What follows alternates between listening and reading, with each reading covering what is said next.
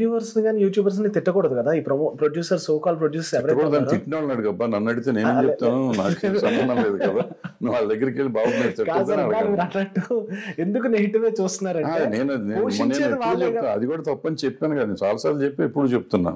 ఇప్పుడు ఇంట్లో వాళ్ళు ఏమీ చేయలేరు, వాళ్ళకి నచ్చలేదు. ఇప్పుడు నాకు చాలా హిట్ సినిమాలు నాకు నచ్చలేదు, నేను బయటకు వచ్చేసా థియేటర్ నుంచి. ఇప్పుడు నేనే దీంట్లో పెట్టలేదే, నా ఇష్టం, నాది డబ్బులు పెట్టుకుంటాను కాబట్టి చెప్పుకుంటే చెప్పొచ్చు, ఆడి ఇష్టం. చెప్పాడు కాబట్టి మనం ఆయన తిట్టడం కొడతాం ఇవన్నీ చేయక్కర్లేదు. వాళ్ళు నచ్చలేదు, సింపుల్. ఇది వచ్చింది కాబట్టి ప్రాబ్లీ దే ఆర్ ఎక్స్ప్రెసింగ్.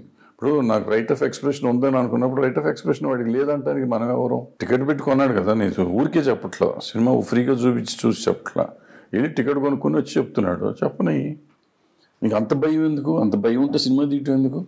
ఒక్క మనిషి ఇద్దరు మనుషులు ఏదో ఒక రేటింగ్ ఇచ్చారనో లేకపోతే వాళ్ళు బాగలేదన్నారనో సినిమా చూడటం మానేస్తారు, నా జీవితంతో ఆడుకుంటావా అనే అంత భయంతో పిరికితనంతో సినిమా తీయటం అనవసరం నా ఉద్దేశం.